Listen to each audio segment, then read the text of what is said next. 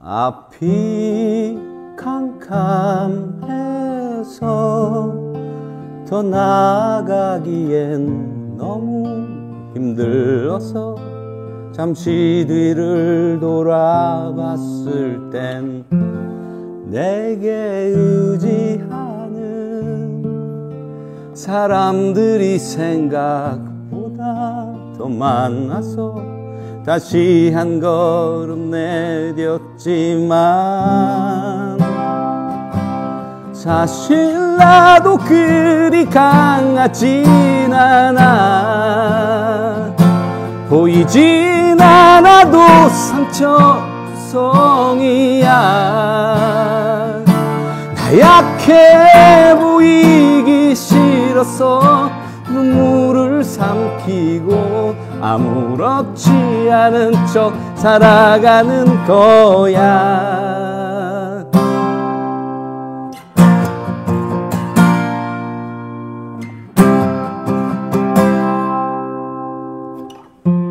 나를 사랑하는 당신이 나의 아픔을 마주하면 무너져 내릴까봐 지켜주는 거야 또 견뎌보는 거야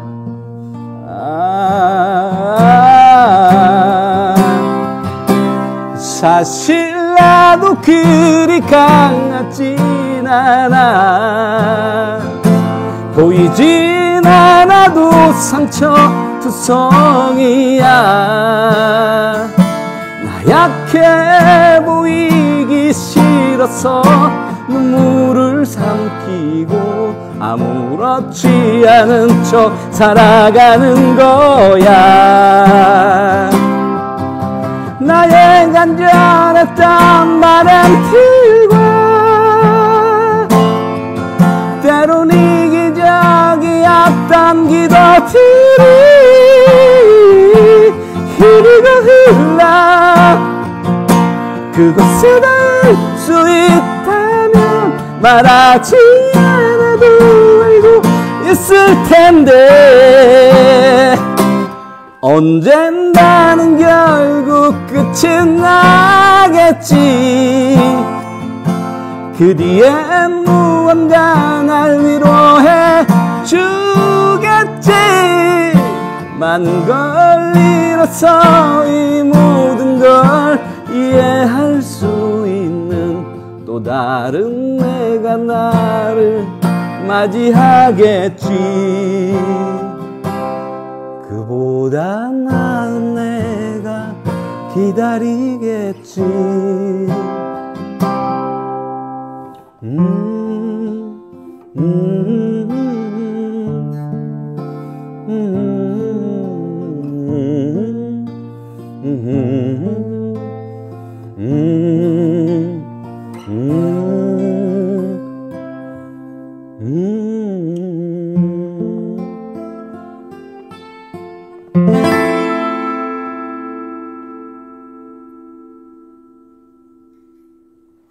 의료 현장의 위기의 시대에 함께 가는 길을 찾습니다.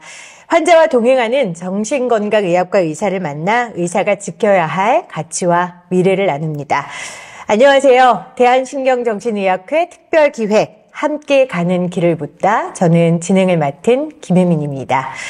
대한신경정신의학회와 신경정신의학 정책연구소가 함께 만드는 함께 가는 길을 묻다.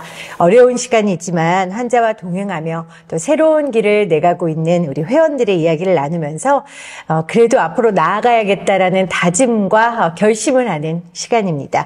오늘의 동행자를 소개합니다. 광주 동명병원 정찬영 원장님이십니다. 원장님 안녕하세요. 네.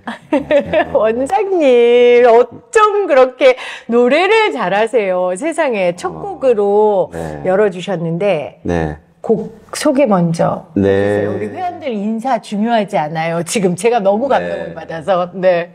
딥페이크로 그냥 네. 네.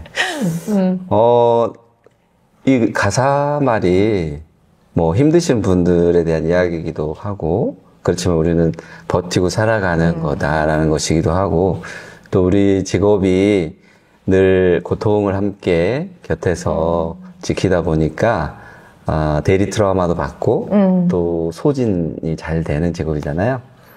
그래서 어떨 때는 진료실에서 도망가고 싶을 때도 많잖아요. 그럼요. 네, 그렇지만 또 버텨가고 힘을 얻고 그런 우리의 모습을 좀 담아서 예, 공감할 수 있는 노래다라고 해서 처음 네. 골라봤습니다. 이 노래로 오늘 회원분들께 인사를 드리신 거예요. 네. 우리 아까 지금 말씀하신 것처럼 때로는 도망가고 싶고 너무 버거운 환자나 이 상황 때문에 힘들지만 그래도 묵묵히 이 길을 가고 있는 회원들과 함께 나누고 싶으셔서 이 노래를 주셨는데 정말 저는 노래 들으면서 약간 죄송하지만 네. 카페에서 네. 이 가수의 꿈을 이루지는 못했지만 실력이 부족해서 아니 실력이 부족해서가 아니고 공부를 너무 잘해서 의사가 됐지만 이 카페에서 자신의 꿈을 나름대로 이루고 있는 그런 분 같다는 느낌을 들었습니다. 네. 어떻게 그렇게 노래를 잘하세요? 공부를 그렇게 잘하지는 못했고요. 근데 이거 드려야 되는데. 뭐를 또 제가 또 준비했습니다. 네. 아니 오늘 저를 위한 방송인가요? 네. 네. 와. 저는 뮤즈란 말하고 네. 힐러란 말을 좋아하는데 네. 뮤즈 힐러.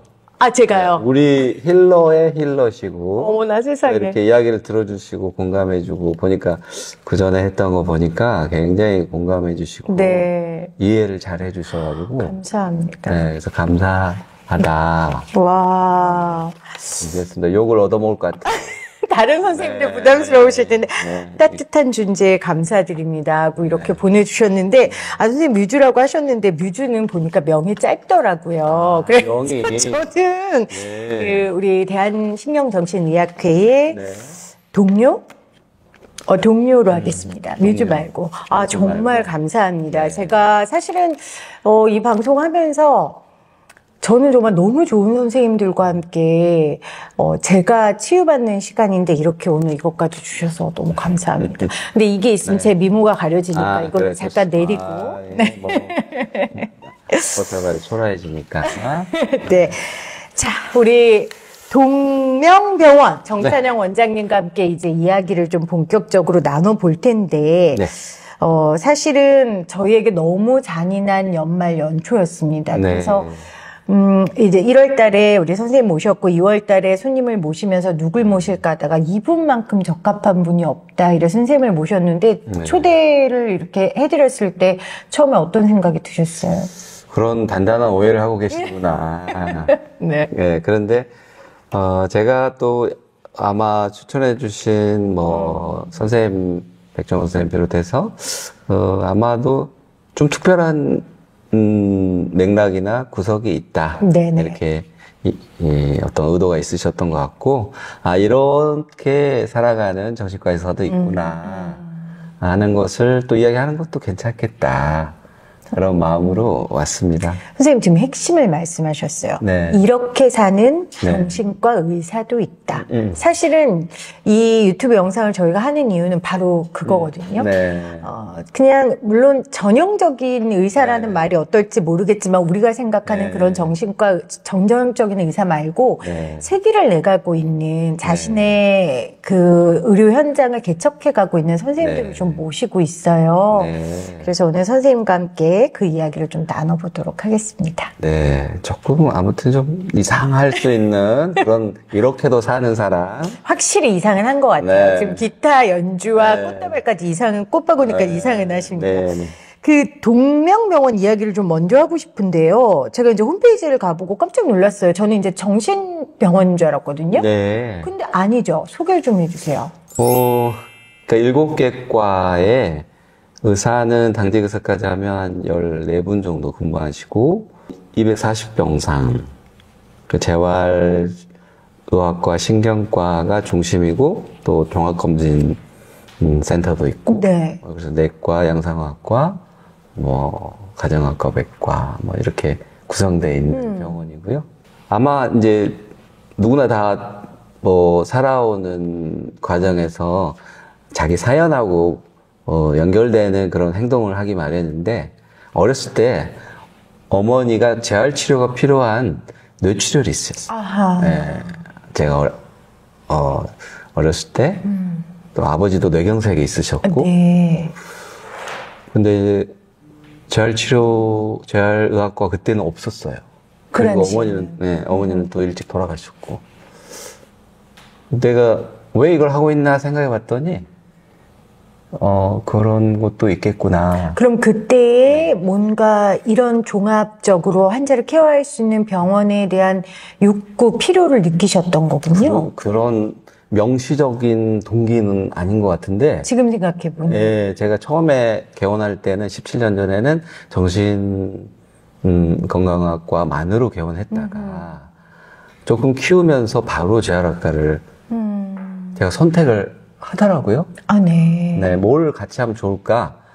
근데 또 같이 또 교집합이 많아요. 정신의학과와 재활의학과가. 재활치료를 받는 네. 분들이 대부분 뇌손상이 있고. 그렇겠네요. 그래서 뭐 여러 가지 우울증이나 불안증이나 불면증이나 선망이나 이런 다 아시겠지만, 그래서 협진이 뭐 과반수 이상이 대부분 협진을 하는 과이기 때문에 그렇게 자연스럽게 또 제 개인적인 동기도 있고. 그러면 어머님은 일찍 돌아가셨다고 하셨고, 아버님은 그럼 이런 아들의 이런 뜻으로 이렇게 병원을 확장한 걸 지는 못하시고, 네. 이제, 확장 전에 병원도 작은 병원 아니고, 한 거의 200병상 되는 병원이었는데, 그런데 이제 조금 건물도 오래되고, 또 다른 뭐 당뇨도 있으시고 합병증이 많으신데, 다른 질환을 진료하려면 다른 병원을 또 막 모시고 다녀야 되고, 다른 환자들도 그렇게 되니까, 좀 더 필요한 과들은 신경과, 내과, 영상의학과 다 갖추고 하면 좋겠다. 네. 그런 비현실적인, 네, 동기를 실천의 돈키호테처럼, 네. 옮겨버린 것 같아요. 사고를 친 것 같아요. 돈키호테라고 본인이 네. 말씀을 하셨는데, 그런데 아버님은 결국 못 보시고 소천하셨네요. 네, 이사하기 한 일주일 전에 가셨어요. 아버님 생각이 많이 나셨겠어요, 병원. 이사한 날. 그렇죠. 그러면 지금 와서 이렇게 협진을 하고 회복되는 환자들 보면 어머니, 아버님 생각이 나기도 하고, 내가 돈키호테처럼 무모한 일은 하긴 했지만 참 잘했다 이런 생각이 드실 것 같아요. 아직까지는, 네, 아마 망하지만 않으면, 네, 부도나지만 않으면, 네. 그런 느낌은 있을 것 같습니다. 계속. 네. 그러면 아까 전에 이제 정신건강의학과와 재활의학과의 교집합이 많다고 하셨는데, 실제 그러면 정신질환을 앓고 계시는 분이 이 병원에서 여러 협진을 하면 훨씬 치유나 치료적 효과가 큽니까? 당연히 클 거고. 네. 그래서 뭐 선망도 그렇지만 우울하거나 행동 문제가 있거나 이런 분들이 재활치료를 계속 받는 데 있어서 치료사나 또 옆에 다른 환자분한테 폐해가 되니까, 이렇게 우리처럼 정신과도 있는, 그런 병원으로 의뢰가 많이 들어와요. 다른 병원에서 도저히, 우리가 케어가 힘듭니다. 네. 그런 정체성을 좀 갖고 있는 병원이 됐죠. 그렇네요. 네. 그러니까 눈치 보지 않고 네. 우리 정신질환을 앓고 계신 분이 다른 데 치료를 받을 수 있을 것 같아요. 대표 원장이 또 정신과 의사니까 뭐 굉장히 든든한 이런 마음이 드실 것 같은데, 근데 또 병원을 운영하는 건 또 다른 영역의 일인 것 같아요. 아까 부도 얘기하셨지만 어떻게 잘 맞으세요, 선생님? 일단 경영을 뭐 아까 216명 이렇게 거죠. 우리 직원분들이 그 정도 되시는데, 경영은 아무래도 의무 방어를 해야 되는 의사결정이나 해야 될 일이 굉장히 많다고 봐야죠. 그렇고, 이렇게 많이 묘사를 하죠. 호랑이 등에 올라탔다. 일단, 빚을 내서, 건물을 올리고, 이렇게 하드웨어를 가지고 시작하면 내릴 수 없어요. 아, 그렇죠. 네. 식구가, 딸린 식구가 몇 네, 명입니까? 네. 안 되죠. 네, 일단 달려야 됩니다. 제가 왜 이 얘기를 여쭤봤냐면, 네. 이제 이 방송 보는 회원분들 중에서도 네. 사실 자기의 병원을 짓고 싶고 하고 싶은 그 욕구가 다 있잖아요. 왜냐하면 그렇죠. 내가 꿈꾸는 치료 현장, 내 소신대로 하고 싶은 마음이 드니까. 그래서 제가 궁금해할까 봐 여쭤봤는데, 그래서 어떻게 추천을 하시겠어요?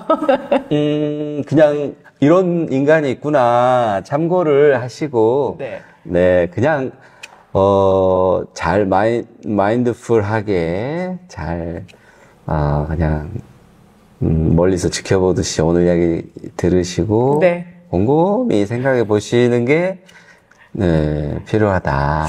네. 네, 이거는 보통 일은 아니다. 그럼요. 네. 정말, 지금 선생님 말씀 가운데 그렇게 강추는 아닌 것 같습니다. 네, 그렇습니다. 그렇습니다. 그래도 원장님이 그동안 하고 싶었던 그 진료, 꿈꾸던 진료를 마음껏 실현하실 수는 있죠. 그런 장점은 있죠. 장점이 있죠. 근데 저는 개인적으로 이런 이야기까지 할 필요가 있는지는 모르겠는데 제 개인 이야기를 좀 더 하면 네. 5.18 이후로 제가 그때 초등학생이었는데 5.18 이후로 저희 집이 고액의 부채가 생겼어요. 5.18 계기로. 5.18을 계기로 그때 많은 경제가 또 지역 경제에 그랬겠죠. 손상이 많이 갔고 그 여파로 이제 부모님 채무는 아닌데 떠안게 됐어요. 부모님이. 그래서 하루아침에 두 분 다 이제 교사하셨는데 무슨 부잣집이 아니고 근데 빚이 많으니까 어머니가 이제 교사 그만두시고 자영업을 시작하셨고 네. 그러면서 늦게 들어오시는 새벽에 그러니까 부모님 사랑을 못 받았죠. 그래서 뭔가 채무가 많다는 거 그리고 내가 우리 부모님이 이렇게 채무라는 게 벌어도 또 그 당시는 이자율이 높잖아요. 그러니까 그런 현실에 대한 뭔가 슬픔과 분노가 많았던 것 같아요. 선생님한테. 네. 그 초등학교, 중학교, 고등학교, 대학교 때까지 그런 게 많았고 돈에 대한 마음속에 숙제 같은 마음이 있었던 것 같아요. 부모님이. 아니 그러면 분노와 돈에 대한 욕구와 숙제가 있다면 의사의 길을 가진 않았을 것 같은데 왜 의사가 돼야겠다고 생각하셨어요? 그거는 뭐 많은 선생님들이 그러실 텐데 초등학교 때부터 부모님이 그냥 부모님의 꿈이었던 것 같아요. 네. 만약에 부모님의 꿈이 아니었다면 선생님은 그럼 그때 뭘 하고 싶으셨어요? 저는 반항했죠. 저는 뭐 뭔가 창의적인 일, 문화예술이나 아니면은 차라리 건축공학을 가서 멋진 건물이나 건축을 해보겠다. 고3 때 충돌을 했는데 제가 졌죠. 뭐. 그래서 지금도 기타를 이렇게 놓지 아니하시고 제가 보증하는데요. 네. 대한민국 정신과 의사 중에서 선생님 노래 제일 잘하십니다. 알고 계시는 정신과 의사 중에서. 아니에요. 제가 아까 첫 곡 듣고 정말 깜짝 놀랐거든요. 네. 그래서, 물론 결과론적인 얘기지만, 선생님이 꿈꿨던 모습은 아니지라도 정신과 의사로서 이런 문화예술적인 재능이 많고 관심이 많다는 건 굉장히 플러스일 것 같은데요? 저는 그렇게 생각하는데 댓글이 어떻게 달릴지 조금 두렵습니다. 댓글 어차피 회원분들이 달아주실 거니까 좋게 달릴 겁니다. 자연스럽게 선생님 광주 이야기를 해주셨어요. 사실 고향이 광주시고 광주 분이시잖아요. 그렇죠? 그리고 또 전남대 의대 졸업하셔서 지금까지 이제 고향에서 이렇게 환자들 돌보고 계신데 광주 이야기를 좀 해봐야 될 것 같아요. 광주 트라우마 센터에서 우리 환자는 아니죠. 뭐라고 해야 됩니까? 내담자, 내담자, 뭐 당사자. 당사자, 그리고 이제 광주 사람들을 네. 만나셨어요. 네. 국가 트라우마 센터라는 것도 사실 좀 낯설었거든요. 그 당시에는. 네. 2013년도에 네. 그 광주 트라우마 네. 센터. 거기서 처음에 이 일을 딱 맡기셨을 때 네. 아무리 광주 사람이고 내가 그 안에 상처와 분노가 있더라도 좀 부담스럽지 않으셨을까? 발 담그기가 좀 힘드시지 않으셨을까 하는 생각도 들어요. 어마어마하게 부담스러웠죠. 아까 말씀드린 대로 그때도 도망가고 싶었죠. 또 그 당시에는 이게 정확히 이야기하면 2012년에 생겼는데 이미 32년이 지났고 그렇죠. 피해 당사자들에게 그 사이에 32년 동안 수많은 전문가들이 와서 논문도 쓰고 인터뷰도 하고 했는데 본격적인 치료는 못 받으셨잖아요. 그러니까 이들은 자기들 하고 싶은 것만 하고 사라진다. 나를 소비한다. 나의 트라우마와 고통을 전문가들이. 진짜로 장기적으로 우리를 케어하는 존재들이 아니다. 그렇게 생각하실 수 있죠. 네, 그런 상처들이 있으셨어요. 아. 그래서 처음 시작이 굉장히 어려웠고, 그런 라포 형성이 어려운 분위기에서 더군다나 제가 맡은 것은 개인 치료가 아니고 증언 치료는 집단 치료예요. 그 증언자와 또 당사자분들을 모시고 한 40-50분 되는 그룹 속에서 진행을 하는. 그러니까 치유도 해야 되고 의미 있는 증언도 남겨야 되고 너무너무 부담스러워서 근데 안 한다는 말을 못한 게 그 초대 센터장님이 14년 반을 민주화운동 과정에서 조작 간첩 사건으로 옥살이를 하셨던 분, 우리 전남대의대 선배님이셨기 때문에 요만큼 못하겠다는 말이 찼지만 할 수 없으셨고 거부 못하고 이제 시작했죠. 네. 또 그분에게도 시대의 빚이 있으니까. 근데 그래도 광주 분이고 네.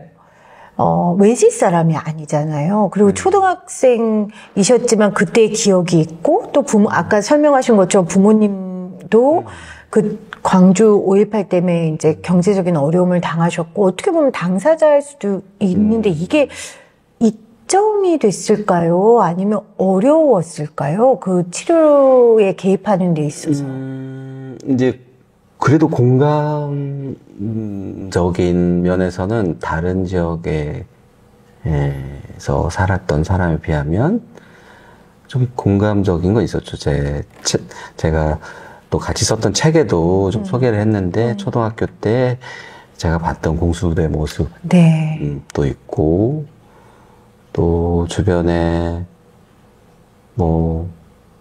당사자분들을 정치권 의사 돼서도 만날 수 있었고 지역에서 그리고 우리나라 지금 헌법 전문에 이제 5.18을 넣는다 이런 이야기 하는 것처럼 우리나라 민주주의의 어떤 굉장히 정체성의 그럼요. 중요한 사건이고 또 대학 때 많은 우리 시절 때는 많은 영향을 받은 사건이기 때문에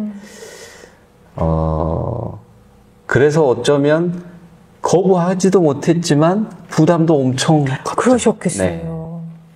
당사자이면서도 치유자고 네. 거기다가 전문가잖아요. 네, 그렇죠. 전문가로서 또 이 나의 지역의 고향의 상처를 마주하는 건 어떤 걸까? 그냥 단순히 공감해 주는 걸로 끝일 수 없잖아요. 전문가의 그 점이 역할은. 부담스러운 거죠. 아. 그래서 제가 트라우마 전문가라고 자부할 수 있는 시점도 아니고 그러니까 공부를 해야 된다는 압력에 어마어마하게 시달렸죠. 그러면 그때 정말 다시 트라우마를 공부하신 거예요? 그렇죠. 그때부터 12년, 13년도부터 트라우마의 트자만 붙으면 다 쫓아다녔어요. 그리고 그러던 차에 세월호가 일어났죠. 네. 그럼 그 현장도 가셨어요? 안 갈 수가 없었던 것 같아요. 거기도. 트라우마를 또 개입을 하고 있었고, 더군다나 사고가 또 전라남도 그렇죠. 해안에서 났고, 그래서 진도 백목항을 갔다가 또 안산 고대병원하고 단원고를 갔다가 이렇게 좀 병원을 맡겨놓고 모르겠어요. 왜 그런지 모르겠는데 약간 홀린 듯이 다녔던 것 같아요. 그 과정 가운데 선생님을 가장 변화시켰던 것? 그게 있다면 뭐가 있을까요? 우선은 우리나라에서 다학제 전문가가 집단 트라우마가 벌어졌을 때 그렇게 같이 모여서 뭐 그때는 아주 유기적이지는 못했지만 그래도 같이 고민하고 같이 봉사하고 머리를 맞댄 게 처음인 것 같아요. 세월호가? 네. 아하. 좀 조직적으로 그런 경험을 하기 시작했던 것 같고, 그리고 고통의 옆에 있다 보면 전우애가 생기는 거야. 우리끼리. 그냥 학교에서 만날 때하고 다르구나. 그런 게 생겼고, 그리고, 그럴 때 나오는 선한 에너지가 있구나. 있죠. 알죠. 네. 그 전쟁 같은 곳에서 네. 약간 꽃이 피어나는 그런 느낌이 있잖아요. 있어요. 정말 폐허갖고 아무것도 선한 게 나올 것 같지 않은데 그 현장을 지키는 사람들이 꽃을 피워내더라고요. 그 에너지가 또 죽어가는 사람을 살리고 그걸 느끼셨군요. 네, 그때 그러니까 5월도 사실은 그 주먹밥 헌혈로 상징되잖아요. 그것도 선한 에너지의 상징이잖아요.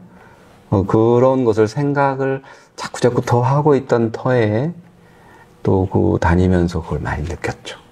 그러면 5.18 증언치유 시작하시고 뭐 세월호를 비롯한 여러 참사 현장을 다니면서 정신과 의사로서 그동안에 내가 가졌던 생각을 바꿨거나 아니면 새로운 지향점을 갖게 되신 게 있으세요?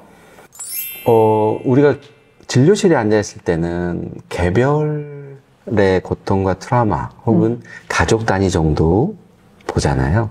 물론 이제 직무 스트레스 같은 거는 좀 직업이나 사회적인 것도 보지만, 그런데 집단 트라우마가 세월호나 또 실비구, 이태원 이렇게 생기면 사회 전체가 연쇄적으로 영향받는 그런 현상이 생기고, 5.18 트라우마도 마찬가지고, 뭐 지금의 뭐 계엄도 마찬가지고, 그랬을 때 회복의 과정도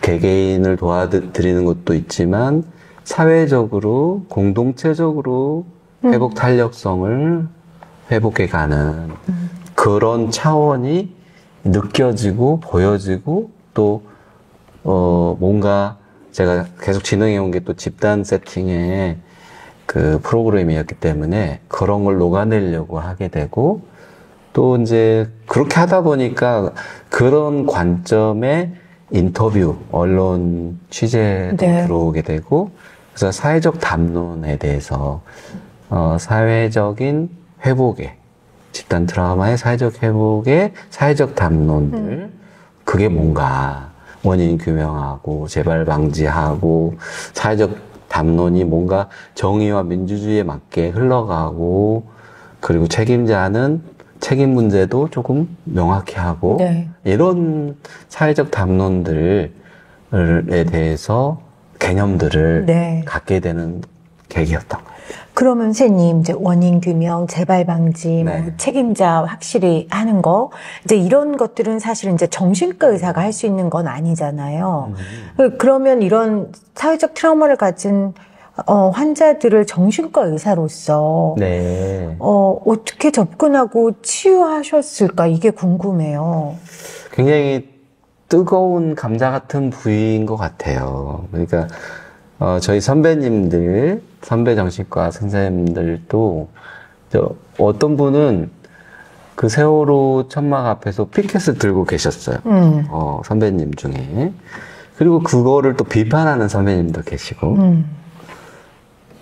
그 세월호 때 프란치스코 교황이 그 유가족들 방문하면서 노란 리본을 차셨어요. 맞아요. 그리고 이제 언론에서 질문을 하죠.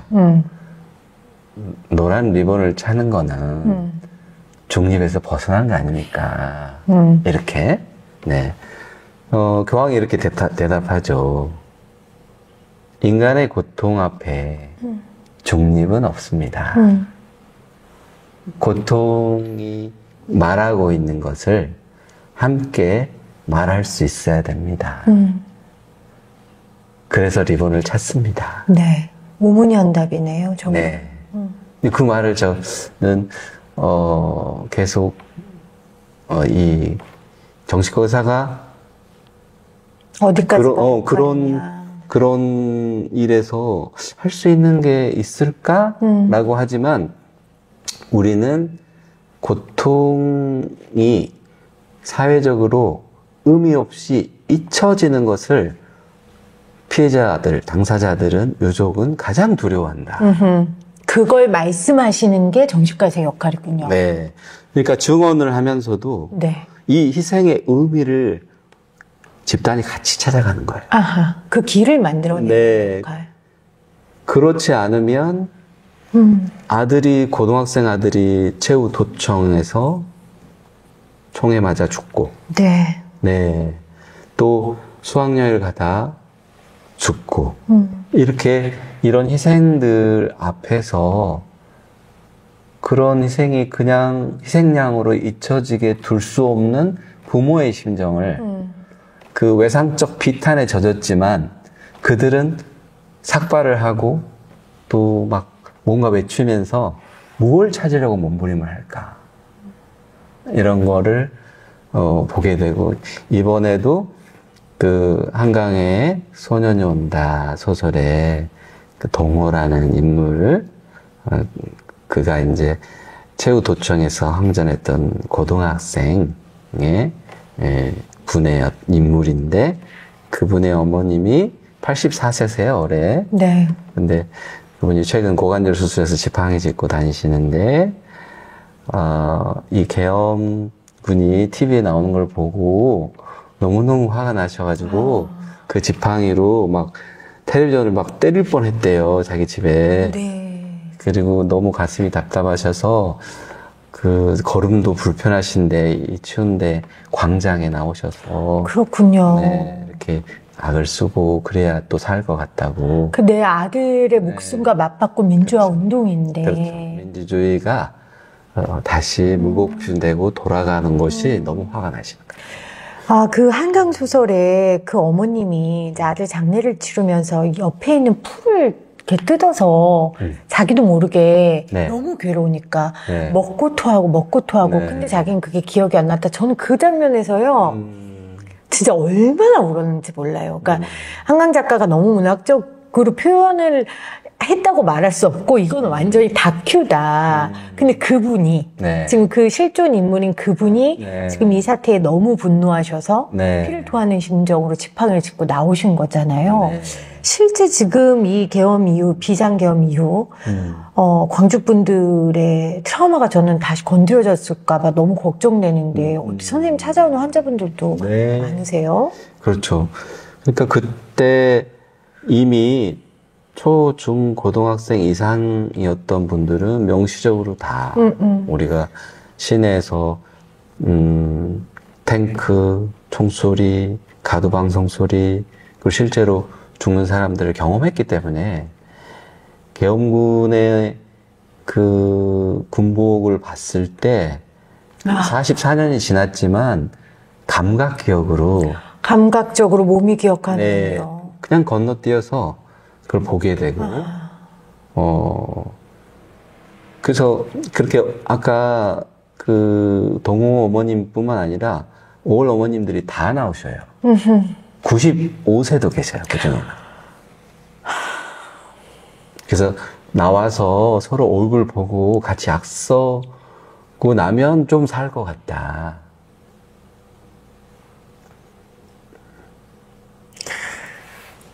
아이고, 참. 그 한강의 책에 인간은 무엇인가, 인간이 무엇이지 않기 위해 우리는 무엇을 해야 하는가, 그 문구가 참 기억에 납니다. 선생님이 계셔서 참 다행이라는 생각이 드는데, 그래서 2021년도에 5월 어머니상을 수상하셨어요. 이거 되게 명예로운 상이잖아요, 선생님. 명예이면서도 사랑인 것 같아요, 사랑. 그러니까 저는 아까처럼 어떤 부담감 혹은 책임감을 가지고 그 자리에 있었는데, 그러다 보니까 너무 저를 이렇게 위해 주시고 사랑해 주시는 거예요, 그분들이. 이번에 제주항공 사고를 보고도 그 어머님은 저거 당해보지 않은 사람은 저 가족 심정 모른다. 그렇게 말씀하실 때 너무 숙연해졌어요. 그러니까 가족이 통째로 사라지는 그 경험을 이건 뭐 해본 사람 아니고서야 그래서 그렇게 참사 현장에 다른 참사 피해자 가족들이 달려가는 거군요. 근데 그분들이 이렇게 선생님한테 사랑을 퍼부어 주시는. 네, 그거는 황송하기도 하고 또 너무 따뜻하기도 하고 눈물 나요. 선생님 그래서 이렇게 예쁘신가 봐요. 그래서 제가 이거 들고 와서 그런 거 아닐까. 아니, 이렇게 사랑도 많이 저한테 주시기도, 사랑이라는 게 그렇더라고요. 받은 만큼 내가 흘려보내잖아요. 네. 그래서 선생님 이렇게 예쁘시고 사랑도 주시는 것 같은데, 그럼 선생님, 이쯤에서 선생님이 우리 광주, 사랑을 많이 받은 그 광주 분들 뿐만 아니라 우리 함께 이 길을 걷는 회원들을 위해서 노래 한 곡을 좀 더 해주시면 어떨까? 선생님이 사랑을 갚는 가장 좋은 방법일 것 같습니다. 청해 주셔서 감사합니다. 무슨 노래 불러주시겠어요? 임재범의 위로라는 노래인데요. 가사를 조금 부분만 바꿨어요. 이게 뭔가 약간 바꿔야 된다 하는 느낌이 드는 부위가 있어서 네네, 좋습니다. 제 마음대로 바뀌었는데 나중에 소송 안 당할지 모르겠습니다. 소송 당하면 학회에서 지원하는 걸로 하겠습니다. 그러면 임재범의 위로 여러분 함께 청해 듣겠습니다.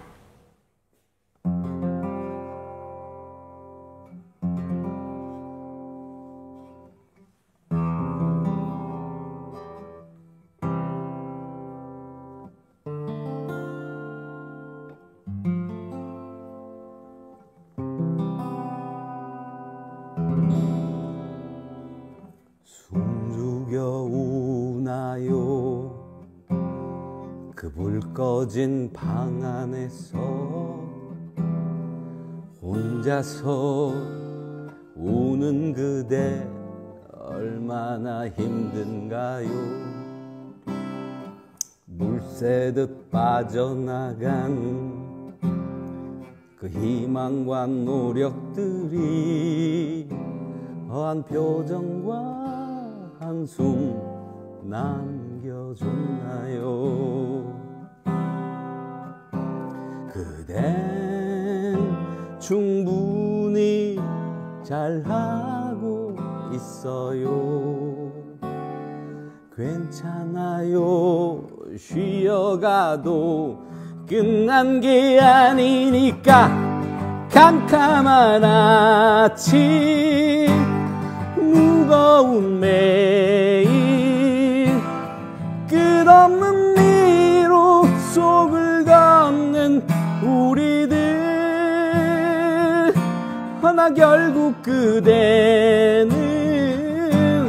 답을 찾을 거예요. 같이 울고 같이 들고 같이 가면 덜 지치고 덜 외롭게 걸어요.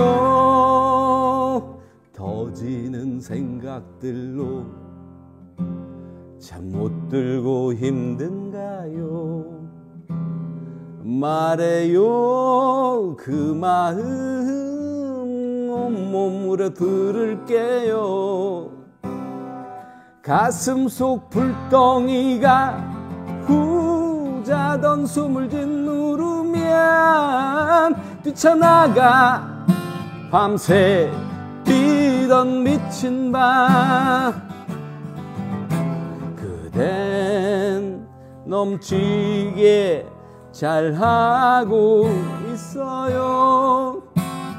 괜찮아요. 틀렸어도 끝난 게 아니니까. 캄캄한 아침 무거운 매일 끝없는 미로 속을 걷는 우리들 하나 결국 그대는 답을 찾을 거예요. 비춰주고 잡아주며 같이 가면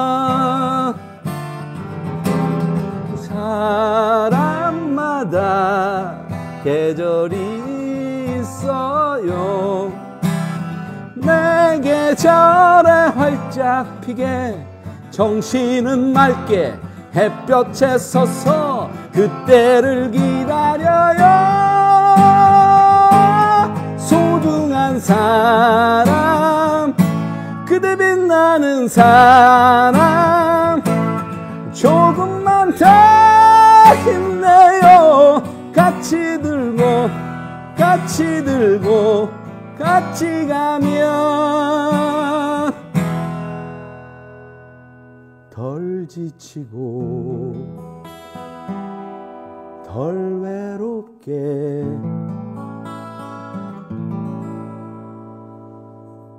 우리 같이 걸어요.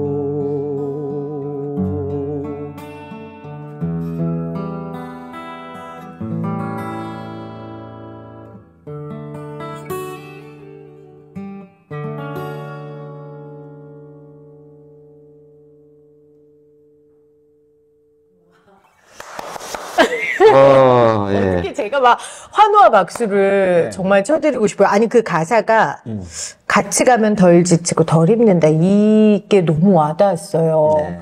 아마 이런 메시지를 선생님이 하고 싶으신 게 아닌가? 맞아요. 근데 가사 중에 뭘 바꾸신 거예요? 여기에 처음에 시작할 때 숨죽여 울지 마요가 있는데 울지 마요는 조금 위로하면서 울 수 있는데 우나요로 바꿨고 그다음에 알아요 얼마나 힘든가요 이렇게 했는데 그냥 나는 혼자서 우는 그대 얼마나 힘든가요 안다라고 아픔을 안다라고 강변하기보다는 알려고 노력하는 거죠. 우리는 안다고 이야기를 하기는 좀 위로하기와 안 맞는 부분일 것 같아서 바꿨고 또 뒤에도 알아요를 말해요. 말해요 그 마음 온 마음으로 들을게요. 이렇게 바꿨어요. 선생님 그 가사 바꾸셨다는 얘기만 들어도 네. 위로의 방법? 네. 위로의 원칙을 좀 알 수 있는 것 같아요. 네. 그러니까 그냥 있는 그대로 옆에 있어주고 네. 그냥 우리 같이 가자. 그렇게 말해주는 거. 네. 그게 선생님이 그 트라우마 현장에서 하셨던 일이 아닐까 그런 네. 생각이 좀 드네요. 네. 네. 내 옆에는 누군가 있다. 나를 챙기려고 하는 그것이 굉장히 중요한 것 같아요. 그렇습니다. 우리 광주 5.18 그 민주화 운동이, 민주화 항쟁이 정말 전 대한민국을 만들었다고 생각하고요. 지금의 이 상황 가운데서도 그때 그 싸웠던 광주 시민들의 저력이 여기까지 이어진다고 생각합니다. 그래서 저도 너무 감사하고 국민의 한 사람으로서 또 그들과 함께 해주시는 선생님께 정말 다시 한번 감사드립니다. 대한민국의 현대사와 함께 있는 일이라고 저는 표현해도 과언이 아니라고 생각을 합니다. 근데 이것만 하시는 게 아니라 작곡도 하고 뮤직비디오도 만드셨어요. 이게 우리 안의 아이에게 5.18 가해자 헌정곡이에요. 네. 가해자 헌정곡이 어떤 거예요? 그러니까 아까 노란 리본을 단 교황의 그런 동기와 비슷한 건데요. 뭔가 그런데 가해자에게 메시지를 던지면 가해자에게 동조했던 사람, 굳이 가해자만이 아니고 동조했던 사람 아니면 방관했던 사람, 무관심한 사람에게 오히려 더 울림이 갈 거다라고 생각을 했던 것 같아요. 가해자가 이 노래를 듣고 메시지에 울림을 받는 것은 쉽게 기대하기 어려운 일이라고 생각을 했고. 그렇죠. 네, 그렇지만 그렇게 울림을 줌으로써 또 피해 당사자나 공감하는 사람들이 또 위로받을 수도 있다. 네. 그런 마음을 가지고 작사 작곡하고 뮤직비디오의 그 장면 장소 이 카메라 감독하고 같이 이렇게 하나하나 짰어요. 직접. 네. 직접 장소 헌팅도 다 하셨어요. 다 의미 있는 장소들인 네, 거잖아요. 그렇죠. 이제 금남로, 또 최우도청, 그다음에 고문받은 보안사 건물, 그리고 이제 광주 중심사에 가면 사천왕이 있어요. 네. 그러니까 우리 누구나 죽는데 죽음 앞에서 지금 군인이었다면, 진짜 군인답다면 무슨 말을 하는 게 군인다운 건가? 그리고 남겨질 후손들, 본인 가족 후손들이 있는데 그들에게 짐을 남기지 않는 길이 무엇이겠는가? 이런 내용을 담아서 노래를 만들었는데,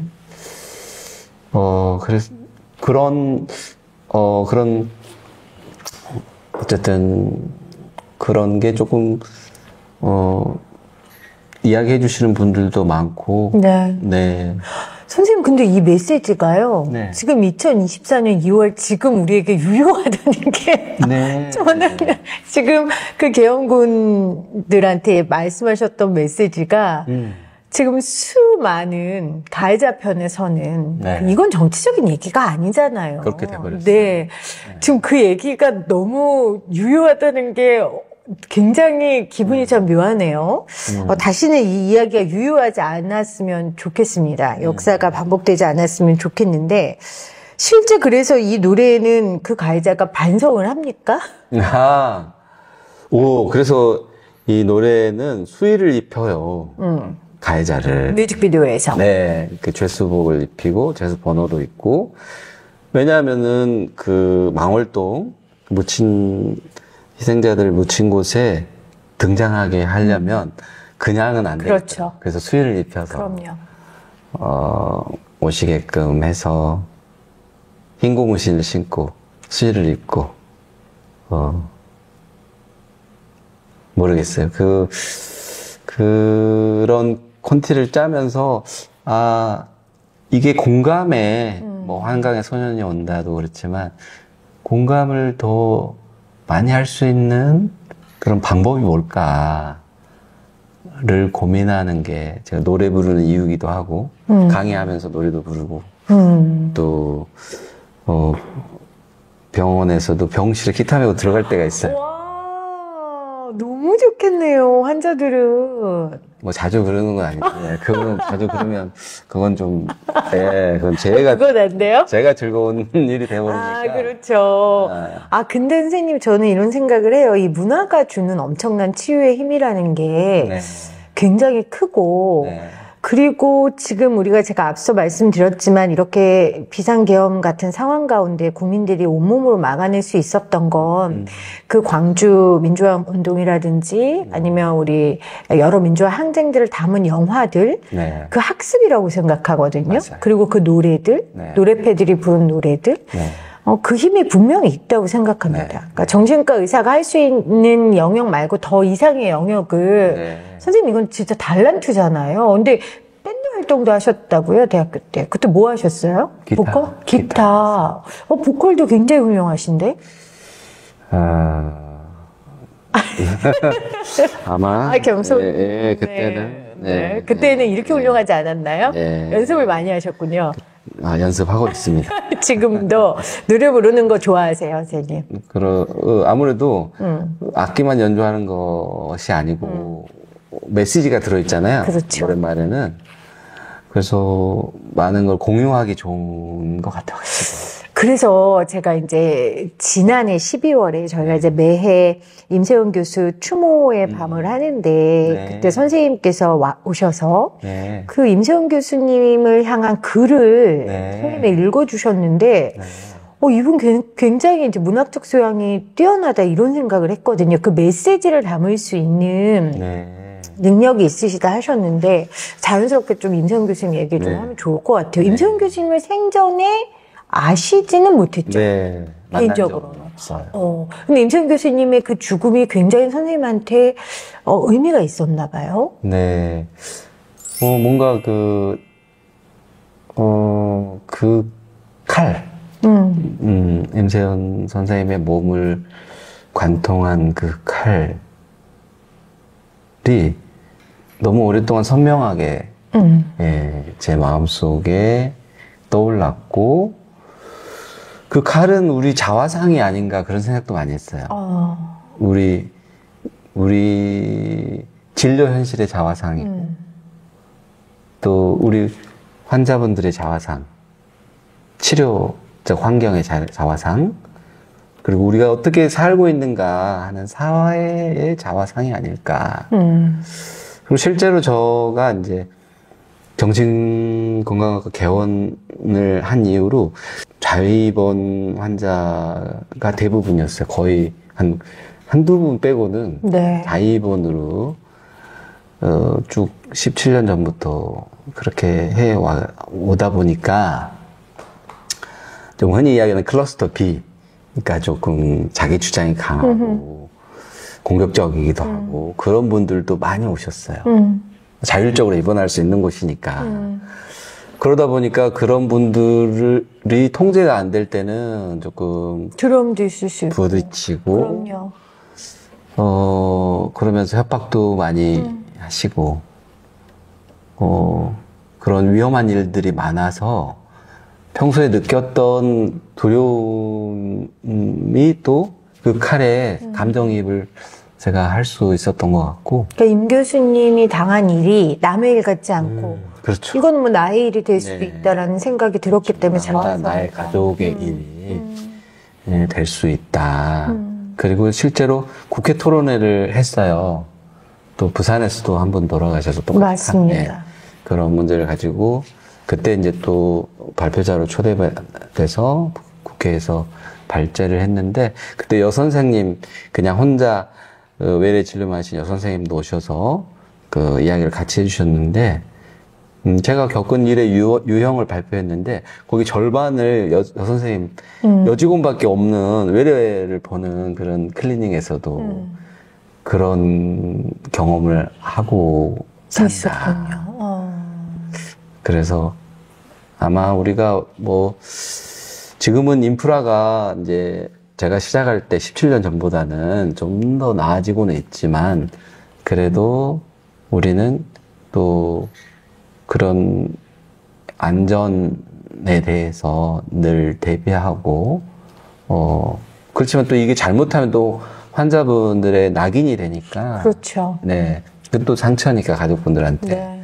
이거를 정말 이 시스템을 잘 만들어 가는 거, 인프라를 잘 만들어 가는 거, 그리고 우리가 다치지 않는 거. 그럼요. 네, 이게 중요하다. 선생님께서도 아까 이제 그 재난이나 참사를 당했을 때 그걸 어떻게 해석하느냐가 굉장히 남은 자들에게 중요하다고 하셨는데, 그럼 임세훈 교수님의 죽음이 일단 우리의 자화상인 것도 있었고, 또 선생님한테는 어떻게 해석이 되셨을까요? 제가 진료하면서, 저는 경영자이자 또 입퇴원을 결정하는 그렇죠. 의사이자, 또, 그러니까 진단서를 요구한다든지, 여러 가지 서류를 요구하잖아요. 네. 소송 중에 있는 행정적인 여러 가지 것들. 애들도 많고, 그럴 때, 사실은, 우리가 그런 압력을 받는 그런, 직업적 측면이 있기 때문에, 여러 기억들이 있죠. 그렇군요. 네, 그리고, 이제 우리 가족이, 임 선생님의 가족의 입장이 될 수도 있고, 여러 가지를 좀 떠올렸던 것 같아요. 그 임세원 교수님의 일은 정신과 선생님들에게는 잊을 수 없는, 그쵸? 그리고 잊어서도 안 되는 그런 일로 남은 것 같습니다. 이런 어려움이 있을 때마다 선생님도 트라우마에 시달리실 수 있잖아요. 그럴 때 선생님 자신을 어떻게 회복시키세요? 네. 아까 뮤즈, 힐러 뭐 이런 표현을 했는데 네. 저도 뮤즈가 있다면 이렇게 음악하는 시간은 굉장히 즐거운 시간. 뭔가 의식하지 않고 몰입하고 네. 표현하고 또 글 쓰는 시간. 네. 공부하는 시간도 좋아하는 것 같고, 그리고 이제 저에게 뮤즈가 되어주는 또 친한 친구들이 있어요. 그렇죠. 네, 친구들을 만나서 아이처럼 놀고 여행하고 그런 시간들을 통해서 재충전하고 다시 또 현장으로 가고. 네, 힘을 네. 또 받고 그런 것 같습니다. 그렇게 해서 다시 트라우마의 현장으로 들어가면, 또 힘을 내서 하기도 하지만 그 네. 가운데서 또 좌절과 어려움, 나의 한계, 의사로서의 나의 한계 이런 것도 겪으실 것 같아요. 그런 게 무서워서 우리 정신과 의사분들 중에 트라우마의 영역에 좀 못 다가가시는 분들도 있을 것 같아요. 내가 맞아요. 그 거대한 파도 가운데 휩싸이고 싶다. 그런 분들에게는 좀 무슨 말씀을 해주실 수 있으실까요? 그러니까 우리가 사실은 매일 출근해서 있는 공간이 좀 한정적이잖아요. 우리 직업이 진료실 환경. 그렇죠. 네. 그런데 막상 마주하는 주제는 세상의 온갖 고통이잖아요. 그래서 좁은 공간에 있지만 세상의 고통을 접하는 게 우린데, 그런데 이 사회는 뭔가 이게 잘 바람직하게 인프라가 잘 돌아간다면 우리 역할을 진료실에서만 해도 충분할 거예요. 그게 바로 연대고 그게 바로 사회에 기여하는 길일 텐데 아직 우리 사회는 정신과 의사를 요하는 그 현장이 많은 것 같아요. 네. 그리고 이런 게 있잖아요. 예를 들어서 봉지기 선생님들은 어떤 분들은 대형 정신병원에 근무하시고 만성 정신질환자, 그 중에는 또 사회적 입원을 하신 분들도 있잖아요. 그러니까 이게 퇴원할 수는 있는데 퇴원하면 뭔가 재활 치료를 할 수 있는 가족적 여건이나 여러 그 사회 인프라가 안 돼서 퇴원하면 곤란한 그런 분들이 병원에 계시는 경우도 많단 말이에요. 근데 이런 분들을 케어하면서 지내다 보면 또 그 좀 시야가 좁아지는 그렇죠. 네, 그런 생활 패턴이 될 수도 있고. 그러니까 너무 개인의 네. 병이나 개인의 상황에만 집중하게 되니까. 네, 물론 이제 그걸 열심히 하는 것도 충분히 중요한 일이지만. 그게 무의미하다는 게 아니라 네. 의사로서의 그냥 영역이 좀 굳혀지는 느낌이 네. 있을 것 같아요. 네. 저는 이제 그랬던 것 같아요. 1년 하고. 나는 못하겠다.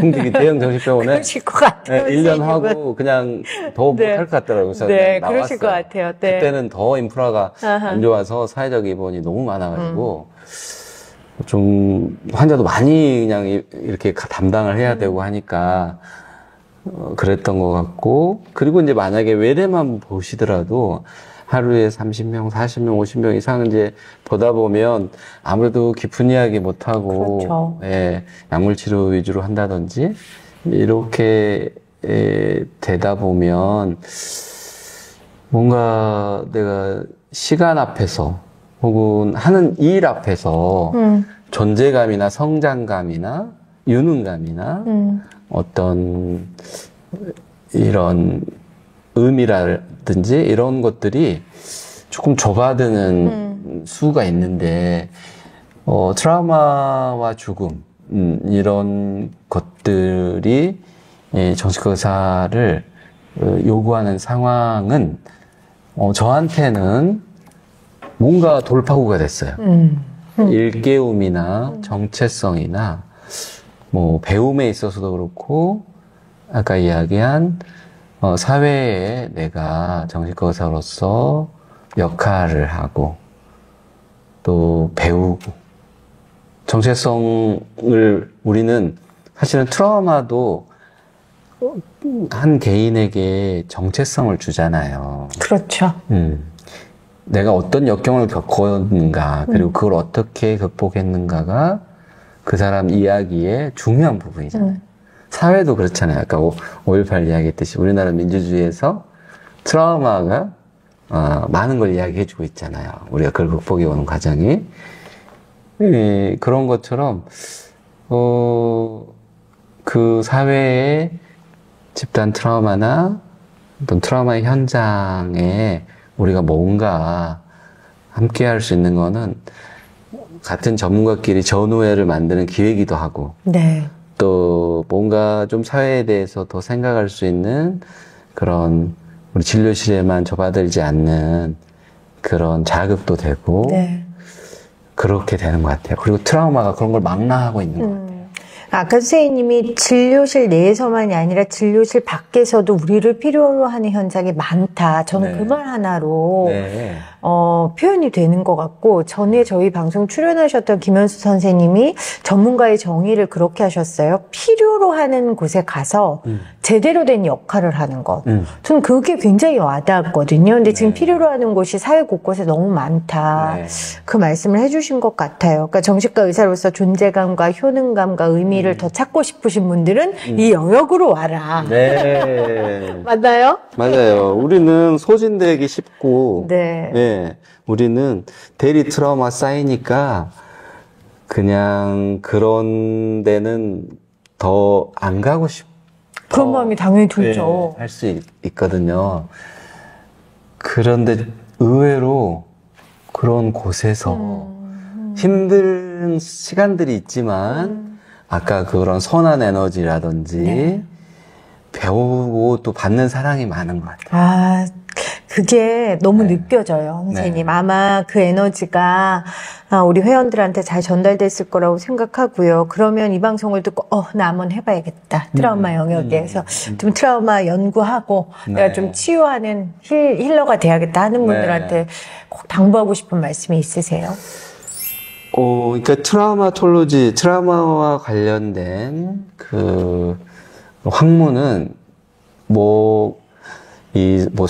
사회학, 인류학, 진화심리학, 또 뇌과학, 인지과학, 우리 임상 정신의학, 이런 각종 또 트라우마 치료의 전문, 트라우마 초점 치료들, 정말 많은 것들이 접목되는 네. 그런 분야인 것 같고, 그런 분야를 다른 철학하는 사람, 또 사회학 하는 사람, 이런 분들도 치유를 이야기하거든요. 그럴 때 우리는 우리대로 좀 더 우리의 렌즈, 그러나 이 다른 영역과 이렇게 통섭된 이야기를 할 수 있는 거. 그럴 때 우리 자리를, 정신과 의사 자리를 사회에서 잘 찾아나가는 것 같고, 그거는 나아가서는 또 지금 의사들이 처한 현실이 있잖아요. 그렇죠. 네. 그 의사들이 이런 의료 현실을 개선해 가는데도 그렇게 그런 화법과 또 그런 방식으로 이야기를 해 나가면 훨씬 설득력이 있지 않을까. 그런 생각이 들어요. 그러니까 정말 다양한 영역과 함께 융합하고 통섭할 수 있는 네. 그런 영역이 이 정신과 중에서도 트라우마 영역이 아닐까 그런 생각이 듭니다. 네. 오늘 진짜 선생님 너무 행복하고 네. 너무 가슴 저린 저한테는 좀 그런 시간이었어요. 너무 좋았는데 마지막으로 하시고 싶으신 말씀이 있으세요? 회원분들한테? 네. 끝내면서는 제가 또 임세훈 선생님을 생각하면서 노래 하나를 하고 싶은데, 네. 그러니까 아까 제가 전우회라고 했는데 선생님들이 하시는 그 일 자체가 고통의 곁에서 돕는 역할이기 때문에 저는 심리적 쌍둥이란 말을 표현 들어보셨어요? 심리적 쌍둥이요? 네, 생긴 게 같은 게 아니고 심리적으로? 네, 심리적으로 하는 일이 비슷하다 보면 그럴 수 있죠. 네, 그냥 어떤 어려움과 스트레스를 이야기할 때 알 것 같아요. 말하지 않아도. 네, 같은 일을 하다 보면 우리는 좀 그런 측면이 있는 인연들인 것 같아요. 대한민국에서. 그런 의미로 저한테는 임세훈 선생님도 다가왔듯이 우리가 좀 더 그렇게 고통의 곁에서 연결되면 네. 더 많은 이야기를 할 수 있지 않을까. 물론 저도 처음 시작할 때는 아까 제가 어렸을 때 경제적 어려움 때문에 경제적 동기도 굉장히 강하고 그럼요. 제가 전문의 따고 나서 또 여전히 그 여파가 있었어요. 그래서 제가 장남이고 가장이고 뭐 하면서 그래서 빨리 또 비즈니스를 시작하게 된 계기이기도 했는데 우리가 비즈니스적 마인드도 제가 경영자가 돼 보니까 어떻게 살고 있는가 대표자가 그게 사람들이 알더라고요. 아, 너무 중요한 말씀하셨네요. 병원을 운영하는 네. 운영자가 어떤 마음으로 살고 있는지를 지역 주민도 알고, 환자도 알고, 내 동료도 알고. 그리고 제가 어려움을 당할 때도 있었는데, 보이지 않게 도움을 많이 주시더라고요. 깜짝 놀랐어요. 그러니까, 그게 주는 게 아니라 결국에는 받는 거더라. 그리고 저는 제가 김현수 선생님이나 김은희 선생님이나 서영수 선생님 같이 훌륭한 사람이 아니고, 저는 거절을 못했어요. 그 맥락에서. 그 5.18 트라우마도 그렇고, 세월호 때도 그렇고, 또 탈성매매 여성들을 위한 제안이 있어가지고 그것도 거절을 못했고, 그분들로부터는 수치심에 대해서 많이 배웠던 것 같고, 또 PC방 노예 사건이라고, 한숨 PC방 노예 사건, 그것도 큰 사건이었는데 그걸로부터는 또 가스라이팅과 스톡홀름 증후군을 배울 수 있었어요. 네.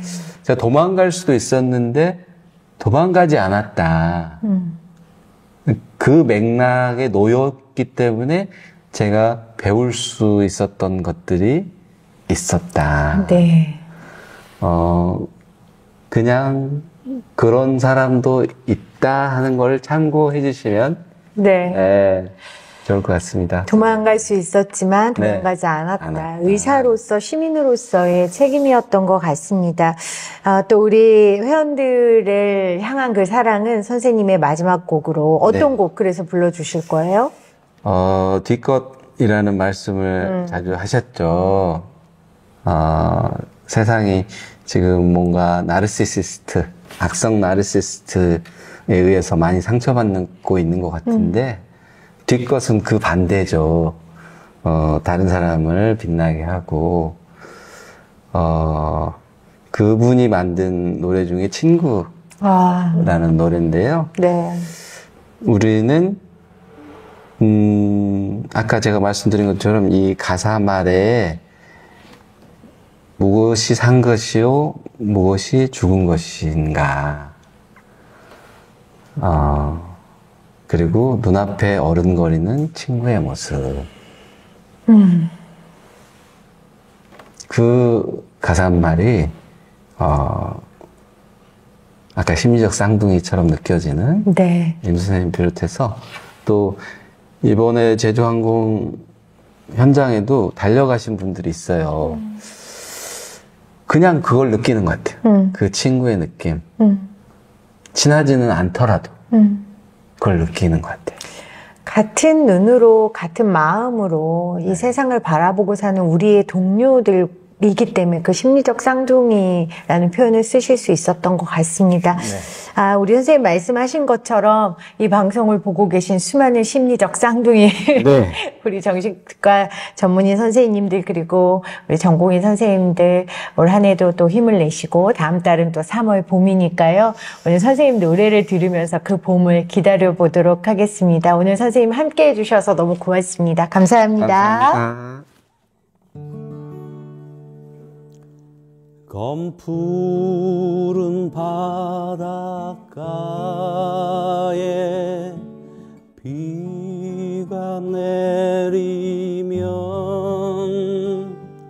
어디가 하늘이고 어디가 물이요 그 깊은 바닷속에 고요히 잠기면 무엇이 산 것이요 무엇이 죽었소 눈앞에 떠오는 친구의 모습 흩날리는 꽃잎 위에 어른거리오 저 멀리 들리는 친구의 음성 달리는 기차 바퀴가 대답하려나 눈앞에 보이는 수많은 모습들 그 모두 진정이라 우겨 말하면 어느 누구 하나가 홀로 일어나 아니라고 말할 사람 누가 있겠소 눈앞에 떠오는 친구의 모습 흩날리는 꽃잎 위에 어른거리오 저 멀리 들리는 친구의 음성 달리는 기차 바퀴가 대답하려나